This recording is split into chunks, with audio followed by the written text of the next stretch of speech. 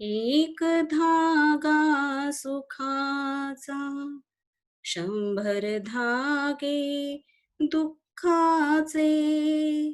जर तारी हे वस्त्र मानवा, तुझिया आयुष्याचे. एक धागा सुखाचा. नमस्ते मुलांनो. हे अतिशय सुंदर गीत आहे, जे मी आता तुम्हाला 2 ओळी गाऊन दाखवलेलं आहे. यामध्ये म्हटलेलं आहे, "एक धागा सुखाचा, तर 100 धागे हे दुःखाचे आहेत." आणि हे असं जरतारी वस्त्र तुझ्या माणसा आयुष्याचं आहे. मुलांनो, माणसाचं आयुष्य असं आहे, की ज्याच्यामध्ये एखादा कुठेतरी सुखाचा धागा येत असतो, नाहीतर 100 धागे हे दुःखाचेच असतात.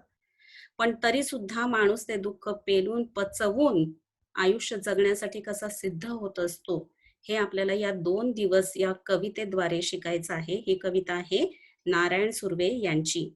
कवी नारायण सुर्वे यांची आपण या आधी शाल या पाठामध्ये ओळख करून घेतलेली आहेच.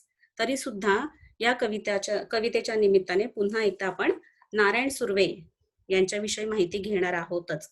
तत्पूर्वी मी तुम्हाला 2 दिवस या कवितेचा भावार्थ देते. तुम्हाला भावार्थ लिहावा लागेल ना. सुरुवातीला पूर्ण प्रास्ताविक लिहून काढा, त्याच्यानंतर पूर्ण कविता पाहून लिहून काढा, त्याच्यानंतर मग कवितेचा हा भावार्थ मी जो देते तो लिहून काढा, आणि त्याच्यानंतर त्याच्या खाली जो काही स्वाध्याय कृती दिलेले असतील ते सगळं सोडवा, आणि त्याच्यानंतर मग ही पाठ करून न पाहता कविता लिहून काढा. हे सगळं कशात करायचंय? वर्गपाठ, क्लासवर्क मध्ये करायचं आहे. ठीक आहे. हे पहा, भावार्थ देते.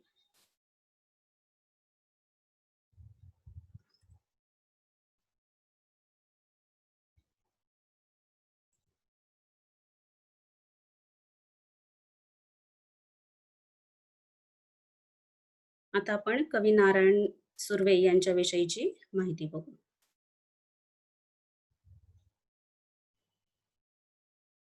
हा पहा मुलांना, हा समोर जो तुम्हाला फोटो दिसतो आहे तो आहे कविवर्य नारायण सुर्वे यांचा.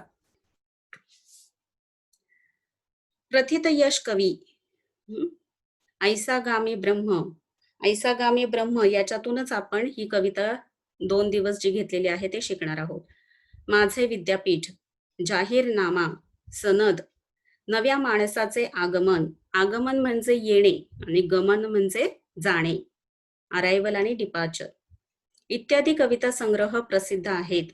स्वतःच्या प्रकृतीशी जुळणारी, स्वतःच्या प्रकृतीशी जुळणारी, स्वतःच्या स्वभावाशी, व्यक्तिमत्वाशी जुळणारी, निवेदनात्मक, निवेदनात्मक सांगणे, संवादाचा वापर, संवाद, डायलॉग प्रभावीपणे करणारी, बोली भाषेशी जवळीक असणारी, बोली भाषा जी आपली आहे त्याच्याशीच जवळीक साधणारी, गद्याच्या अंगाने जाणारी, गद्यात्मक आहे स्वरूप त्याचं. विशिष्ट शैली सुर्वे यांनी निर्माण केली. कामगार जीवनाची, कामगार वर्कर, कामगार जीवनाची सुख-दुःखे त्यांच्या काव्यलेखनाच्या प्रेरणास्थानी असतात. त्यांच्या काव्यलेखनाच्या प्रेरणास्थानी असतात. काव्यलेखनाचा मूळ गाभा जो आहे, मूळ प्रेरणा जी आहे ती कामगारांच्या जीवनात येणारी सुख-दुःखे. माणसावरील अपार श्रद्धेतून त्यांची कविता साकारली आहे. काय म्हटले पहा, माणसावरील अपार, अपार ज्याला पारावार नाही, नितांत अशी श्रद्धा, विश्वास कोणावरती? माणसावर. माणसावरील अपार श्रद्धेतून त्यांची कविता साकारली आहे, साकारली आहे, घडली आहे. कशा प्रकारे? तर माणसावरती त्यांचा नितांत विश्वास आहे. या कवितेतून 2 दिवस वाट पाहण्यात गेले, 2 दुःखात गेले. असे जीवनाचे वास्तव चित्र रेखाटताना, वास्तव, रियालिटी, खरं चित्रण, सत्य परिस्थिती. भाकरीचा चंद्र शोधण्यातच जिंदगी बर्बाद झाली. पहा वाक्य, भाकरीचा चंद्र शोधण्यातच जिंदगी बर्बाद झाली. बर्बाद झाली, वाया गेली. कशामध्ये वाया गेली? चंद्र तसं पाहायला गेलं तर काय चंद्राचं सौंदर्य सांगावं, पण त्या चंद्राचं सौंदर्य कधी अनुभवता आलं नाही, कारण त्याच आकाराची गोल भाकरी जी पोटासाठी अत्यंत आवश्यक आहे, पोट भरण्यासाठी, त्या विधभर पोटासाठी ती जी गोलाकार भाकरी आहे चंद्राप्रमाणे, ती मिळवण्यातच सगळं आयुष्य गेलेलं आहे. तर कधी ते चंद्राचं सौंदर्य आम्ही अनुभवावं. असे भीषण जीवन सत्य कवीने मांडले आहे. भीषण जीवन सत्य, कटू सत्य मांडलेलं आहे. दाहक चित्रण मांडलेलं आहे. पण हे सत्य मांडताना जगाच्या या शाळेत दुःख पचवून जगण्याची शिकवण आपल्याला मिळाल्याचे ते सूचित करतात. पहा काय म्हटलेलं आहे, हे सत्य मांडत असताना अतिशय दाहक विदारक असं हे चित्रण आहे. हा चटके देणारं चित्रण आहे. आणि तरी सुद्धा अशा या जगाच्या शाळेमध्ये मात्र, जगाच्या शाळेत म्हटलेले म्हणजे जगामध्ये आपल्याला जे काही चांगले वाईट अनुभव येतात त्याच्यातून आपल्याला जी काही शिकवण मिळते, ते सगळं पहा काय शिकवण मिळाली त्याच्यातून त्यांना, की दुःख पचवून जगण्याची शिकवण त्यांना मिळालेली आहे. जगण्याची शिकवण मिळाली असं सांगतायत ते. म्हणजे कितीही माणसाच्या आयुष्यामध्ये दुःख असली तरी सुद्धा ते दुःख पचवून सुद्धा जगण्याची क्षमता त्याच्यातून दिसून येते.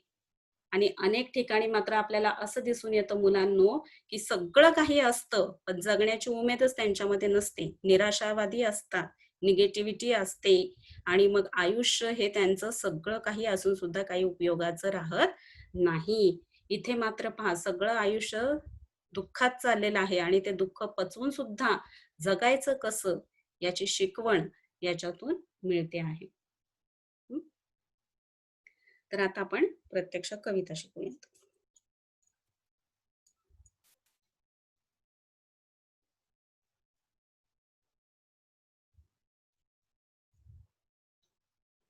पहा काय म्हटलेलं आहे इथे कवीनं. कवितेचं आधी वाचन करूयात. 2 दिवस वाट पाहण्यात गेले, 2 दुःखात गेले. हिशोब करतो आहे किती राहिले डोईवर उन्हाळे. शेकडो वेळा चंद्र आला, तारे फुलले, रात्र धुंद झाली. भाकरीचा चंद्र शोधण्यातच जिंदगी बर्बाद झाली. हे हात माझे सर्वस्व, दारिद्र्याकडे गहाणच राहिले. कधी माना उंचावलेले, कधी कलम झालेले पाहिले. हरघडी अश्रू वाळविले नाहीत, पण असेही क्षण आले तेव्हा अश्रूच मित्र होऊन सहाय्यास धावून आले. दुनियेचा विचार हरघडी केला, अगा जगमय झालो. दुःख पेलावे कसे, पुन्हा जगावे कसे, याच शाळेत शिकलो.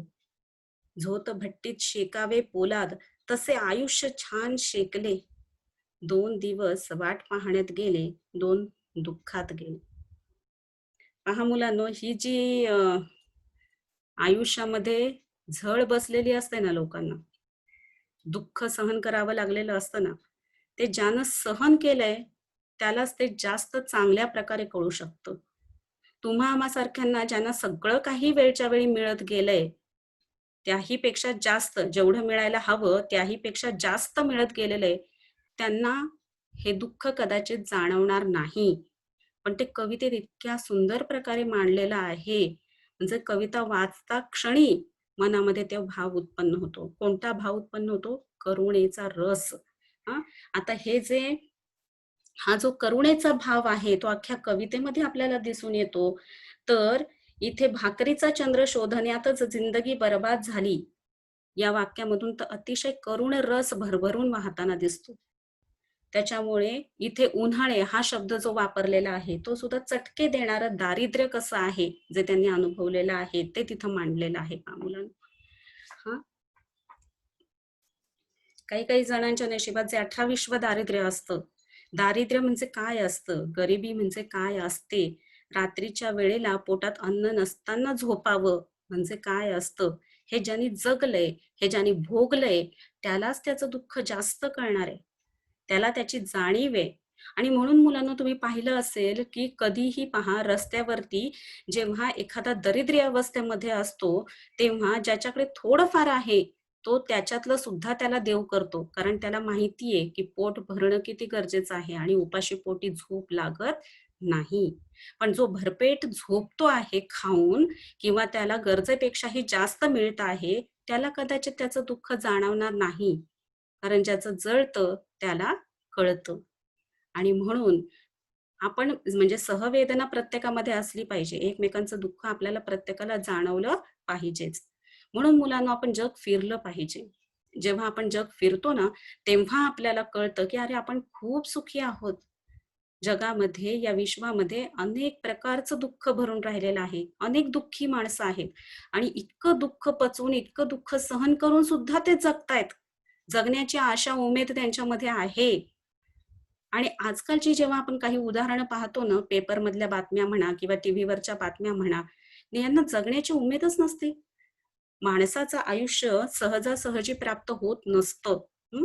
असं म्हणतात पहा, की जेव्हा तो तराजू असतो ना पाप-पुण्याचा, तो जेव्हा पाप-पुण्याचा तराजू घेतला जातो, त्याच्यामध्ये माणसामध्ये जर पापच भरपूर भरत असेल, तर त्याला पशुपक्ष्याचा जन्म मिळतो. त्याचबरोबर जर पुण्य जास्त मिळत असेल, तर त्याच्यातून तुम्हाला कुठल्याही देवादिकांचा जन्म सुद्धा मिळू शकतो. गंधर्व वगैरे असे सुद्धा जन्म तुम्हाला मिळू शकतात. परंतु माणसाचा जन्म जर तुम्हाला मिळवायचा असेल, तर तो जो पाप-पुण्याचा तराजू आहे, तो समांतर हवा. म्हणजे जितकं पाप तितकंच पुण्य या माणसाने केलेलं आहे, तेव्हा कुठे त्याला माणसाचा जन्म मिळत असतो. हं. त्याच्यानंतर एवढ्या योनींमधून जन्म घेतल्यानंतर माणसाचा जन्म प्राप्त होत असतो. त्यामुळे माणसाचा जन्म सहजासहजी प्राप्त होत नाही आणि जेव्हा तो प्राप्त होतो, तेव्हा कोणत्या परिस्थितीमध्ये आपल्याला जन्म मिळेल हे आपल्या हातात नसतं. कोणाच्या पोटी आपण जन्माला येऊ हेही आपल्या हाती नसतं. पण ज्या परिस्थितीमध्ये आपण जन्माला आलेलो आहोत, त्या परिस्थितीचा स्वीकार करून आनंदानं जगणं किंवा ती परिस्थिती बदलणं हे मात्र माणसाच्या हातामध्ये असतं. त्यामुळे मुलांनो, कुठल्याही परिस्थितीत, अगदी कुठल्याही परिस्थितीमध्ये माणसाने निराश न होता, या निराशेच्या परिस्थितीनंतर आशादायी जीवन आपल्याला अनुभवास येणार आहेच. हे गृहीत धरून माणसाने त्या दुःखावरती सुद्धा मात करायला शिकलं पाहिजे, जगायला शिकलं पाहिजे. माणसाचा जो जन्म मिळालेला आहे, तो किती मोलाचा आहे, किती महत्वाचा आहे, किती किमतीचा आहे, किती मूल्यवान आहे, हे ओळखून माणसाने आपलं जीवन सुंदर करायला शिकलं पाहिजे. कारण पहा, माणसाच्या आयुष्यामध्ये अनेक प्रकारची दुःख असतात. त्या दुःखांवरती मात करून ते जगत असतात आणि आपल्याला असं काय दुःख असतं म्हणून आपण आत्महत्येचा पर्याय घेतो. म्हणजे अशी कितीतरी उदाहरणं मला माहिती आहेत, की एखाद्या विषयामध्ये फेल झाला म्हणून आत्महत्या करायला गेले. किंवा कोणीतरी काहीतरी बोललं, माझा अपमान झाला आणि म्हणून ते आत्महत्या करायला प्रवृत्त झाले. अरे, छोट्या-छोट्या गोष्टींवरून तुम्ही माणसाचा जन्म संपवता, की जो अतिशय मौल्यवान आहे.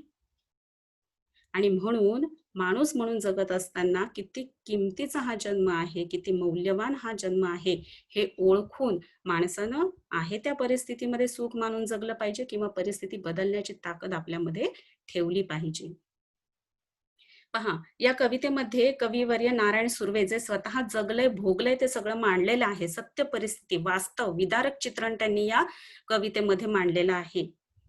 2 दिवस वाट पाहण्यात गेले, 2 दुःखात गेले. हिशोब करतो आहे, किती राहिले डोईवर उन्हाळे. उन्हाळे या शब्दामधून आपल्याला काय लक्षात येत आहे? चटके देणारं दारिद्र्य त्यांच्या आयुष्यामध्ये आहे. म्हणजे सावली नाहीये, श्रीमंती नाहीये, पैसा नाहीये. भरपूर अगदी खूप काही ओसंडून वाहते अशी परिस्थिती नाहीये. तो डोईवर म्हणजे डोक्यावरती उन्हाळे किती राहिलेत याचा तो हिशोब मांडतायत. म्हणजे 2 दिवस त्यांचे कशामध्ये गेलेले आहेत? तर वाट पाहण्यामध्ये गेले, की कधीतरी सुखाचे दिवस येतील. तर 2 दिवस हे दुःखात गेलेले आहेत. हं. आणि असे 2 दिवस वाट पाहण्यात गेले, तर 2 दुःखात गेले. आता मी हिशोब मांडतो आहे, की माझ्या डोक्यावरती अजून उन्हाळे किती दिवस राहिलेले आहेत. म्हणजे दारिद्र्याचे चटके देणारे अजून किती दिवस आहेत.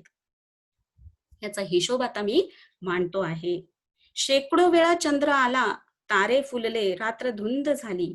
भाकरीचा चंद्र शोधण्यातच जिंदगी बरबाद झाली. शेकडो वेळा, कितीतरी वेळा, 100 वेळा चंद्र आला आणि गेला. तारे फुलले, चांदण्या आणि रात्र धुंद झाली. तुम्हाला माहिती आहे मुलांनो, रात्रीचं जर चित्रण पाहिलं तुम्ही, तर मुळात इथं शहरामध्ये आकाश दिसणंच मात्र म्हणजे कुठेतरी फाटल्यासारखं किंवा तोडकं-मोडकं असं कुठेतरी आपल्याला जोडल्यासारखं ते आकाश दिसत असतं. पण गावी जर तुम्ही पाहिलत तर अगदी संपूर्ण आकाश व्यवस्थित तुम्हाला पाहता येईल असं दिसत असतं. जेव्हा रात्री बाज टाकून तुम्ही बाहेर झोपायला जाता, गावाकडच्या ठिकाणी म्हणते मी, तेव्हा मात्र त्यात अंधाऱ्या रात्री चंद्र, तारे, ती धुंद रात्र हे काय असतं हे सगळं आपल्याला गावी अनुभवास येईल. पण इथे सुद्धा मात्र मुलांनो, तुम्ही जर टेरेसवरती वगैरे जाऊन पाहिलं, तर तो पूर्ण फुललेला असा छान पौर्णिमेचा चंद्रमा, त्याच्यानंतर तारे लुकलुक करणारे चांदणं आणि ही अशी धुंद बेधुंद करणारी अशी ही रात्र. तर हे किती निसर्गातलं सौंदर्य आहे पहा. हे सौंदर्य जर अनुभवायचं म्हटलं, तर ते सुद्धा अनुभवता आलं नाही. का? तर भाकरीचा चंद्र जो गोलाकार भाकरी आहे, चंद्र जसा गोलाकार आहे त्याप्रमाणेच ती गोलाकार भाकरी, त्या भाकरीचा चंद्र शोधण्यातच जिंदगी बरबाद झाली. जिंदगी बरबाद झाली, वाया गेली सगळी जिंदगी. सगळं जीवन हे कशात चाललेलं आहे? वितभर पोट फार महत्वाचं आहे मुलांनो. ते वितभर पोट जे आहे ना, ते भरण्यासाठी म्हणून माणूस अख्खा आयुष्यभर आटापिटा करत राहतो, प्रयत्न करत राहतो. आणि जोपर्यंत ते वितभर पोट भरत नाही, तोपर्यंत ते काही आपल्याला शांत झोपू देत नाही, शांत बसू देत नाही. आणि म्हणून ज्याचं पोट भरलेलं आहे, त्यालाच तो निसर्ग अनुभवता येईल ना, त्यातलं सौंदर्य अनुभवता येईल. नाहीतर ज्याच्या पोटातच नाही दाना आणि त्याला काय तुम्ही सौंदर्य किंवा ज्ञानात्मक गोष्टी वगैरे देऊ शकत नाही. तो ते घेऊ शकत नाही. हो की नाही? म्हणून आधी पोट भरणं गरजेचं आहे. मग हे चंद्र, तारे, धुंद करणारी रात्र, हे निसर्गाचं सौंदर्य अनुभवावं असं बऱ्याचदा वाटलं. पण सगळं आयुष्य मात्र माणसाचं कशात निघून चाललेलं आहे? भाकरीचा चंद्र शोधण्यातच निघून चाललेलं आहे. हं. आणि आज अशीच परिस्थिती आहे मुलांनो. ज्यांच्याकडे नाही म्हणावं त्यांची परिस्थिती अशीच आहे आणि ज्यांच्याकडे आहे म्हणावं त्यांची परिस्थिती सुद्धा मला तर वाटतं अशीच आहे. कारण ज्यांच्याकडे आहे म्हणावं ना, त्यांच्यामध्ये जे आहे त्याच्यामध्ये समाधान नाहीये. तर आणखी हवंय, आणखी हवंय. थोडा और होना चाहिए, थोडा और होना चाहिए. ती गोष्ट तुम्हाला माहिती असेल मुलांनो, मी एकदा तुम्हाला सांगितलेली होती त्याच्यातून, की थोडा और करण्यामध्ये माणसाचं आयुष्य जे आहे, ते सगळं असं कामातच इतकं व्यस्त झालेलं आहे, की जे नैसर्गिक सौंदर्य आहे, भरभरून या निसर्गानं आपल्याला जे दिलेलं आहे, ते अनुभवायला वेळच नाही. हे असणाऱ्यांची अवस्था आहे. तर ज्यांच्याकडे नाही, तर आयुष्यभर पोट भरण्यासाठी इतके प्रयत्न करावे लागतात, इतके खटाटोप करावे लागतात, इतकं दुःख झेलावं लागतं, इतकी अपमानास्पद परिस्थिती त्यांना जगावी लागत असते, की हे निसर्गाचं सौंदर्य त्यांनी कधी अनुभवायचं? अशी परिस्थिती आहे. हे हात माझे सर्वस्व, दारिद्र्याकडे गहाणच राहिले. कधी माना उंचावलेले, कधी कलम झालेले पाहिले. पहा किती अर्थ दडलेला आहे मुलांनो यामध्ये. सर्वस्व या शब्दाचा अर्थ काय आहे? सर्व म्हणजे सगळं काही, जे काही तुमच्याकडे आहे ते सगळं. आणि स्व, स्व म्हणजे तुम्ही स्वतः. मग हे हात, हातला समानार्थी शब्द कर आणि वरती मुलांनो चंद्र, याला समानार्थी शब्द शशी. चंद्राला समानार्थी शब्द शशी. रात्र याला समानार्थी शब्द रजनी, निशा. तर हात म्हणजे कर. हं? म्हणून सकाळी उठल्या उठल्या हात हेच तुमचं सर्वस्व आहेत की नाही. जर हात तुम्हाला असतील तर या हाताने वाटेल ती मेहनत करून कष्ट करून जे हवं ते तुम्ही मिळवू शकता. म्हणून हात हे तुमचे सर्वस्व आहेत. म्हणून सकाळी उठल्या उठल्या तुम्ही काय प्रार्थना करता? कराग्रे वसते लक्ष्मी, कर मध्ये सरस्वती, कर मूले तू गोविंद, प्रभाते कर दर्शनम. म्हणजे हातामध्येच आपल्याला सगळं काही आहे. सरस्वती आहे, लक्ष्मी आहे, गोविंद आहे. सगळं काही जे काही आहे ते आपल्या हातात आहे. आपले हात म्हणजे सर्वस्व आहे. तर हे हात माझे सर्वस्व आहेत, पण दारिद्र्याकडे गहाणच राहिले. हं? एखादी वस्तू आपण गहाण ठेवतो म्हणजे काय? तारण ठेवतो. की एखादी गोष्ट आपल्याला हवी असेल त्याच्यासाठी तारण म्हणून ठेवतो. तसं या दारिद्र्याकडे माझे हात गहाण राहिले, तारण म्हणून राहिले. ते दारिद्र्य जे परिस्थिती आहे, गरिबी ही जी परिस्थिती आहे त्याच्यातून उठायला वेळच नाही. त्या दारिद्र्यातून बाहेर पडायला, त्या परिस्थितीतून बाहेर पडायला जमलंच नाही. त्याच्याकडेच माझे हात गहाण राहिले. कधी माना उंचावलेले, कधी कलम झालेले पाहिले. म्हणजे मग कधी-कधी काय झालं, की नवीन काहीतरी करावं अशी इच्छाशक्ती जबरदस्त मनामध्ये आली, माना उंचावल्या. हं. पण कधी मात्र हे हात कलम झालेले पाहिले. कलम झाले, छाटून टाकलेले पाहिले. म्हणजे ही स्वप्नच कधी पूर्ण करता आली नाहीत आयुष्यामध्ये. हर घडी अश्रू वाळविले नाहीत, पण असेही क्षण आले, तेव्हा अश्रूच मित्र होऊन सहाय्यास धावून आले. हर घडी, प्रत्येक वेळेला हं, अश्रू वाळविले नाहीत. म्हणजे प्रत्येक वेळेला भावना दाटून आल्या मनामध्ये, पण अश्रू ओघळू दिले नाहीत. कुठेतरी आवर घातला त्यांना. पण असेही क्षण आले, की तेव्हा अश्रूच मित्र होऊन सहाय्यास धावून आले. कधी कधी मात्र जेव्हा जे अनावर झालेलं दुःख आहे ते अश्रूंच्या वाटे म्हणजे भरपूर रडले, मनसोक्त रडले आणि त्या रडण्यामधून त्यांचं दुःख हलकं झालं. म्हणजे हे अश्रूच त्यांच्या सहाय्यास मदतीस धावून आले. हं?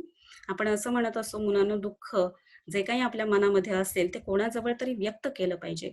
एकमेकांना दुःख सांगितल्याने, वाटल्याने ते हलकं होत असतं, कमी होत असतं. परंतु यांनी मात्र ते दुःख इतरांसमोर कधी दाखवलं नाही. पण अश्रून वाटे मात्र ते दुःख वाहून गेलं. ते अश्रू, ते रडू हेच माझ्या आसवे, हीच माझ्या मदतीला धावून आली. त्यांच्यामधूनच माझं दुःख जे आहे ते विरून गेलं, वाहून गेलं, कमी झालं.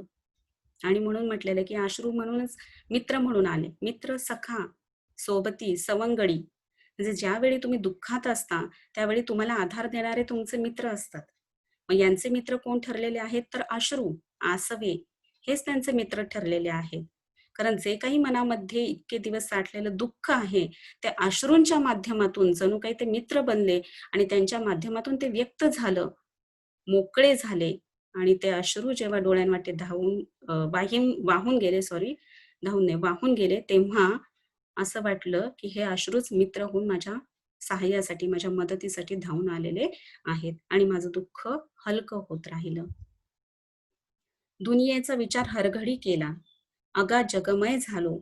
दुःख पेलावे कसे, पुन्हा जगावे कसे, याच शाळेत शिकलो.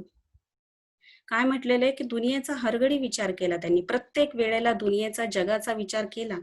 अगा जगमय झालो. इतका विचार केला, की अगदी मी जगमय झालो. हं. जगात सगळं सुख, दुःख, विचार, भावना सगळं काही जाणून घेतलं. अगदी जगमयच मी झालेलो होतो. दुःख पेलावे कसे, दुःख कसं झेलावं, पुन्हा जगावे कसे आणि हे दुःख पचवायचं आणि हे दुःख पचवून पुन्हा कसं जगायचं उमेदीनं, आशादायी जीवन कसं जगायचं, याच शाळेत शिकलो.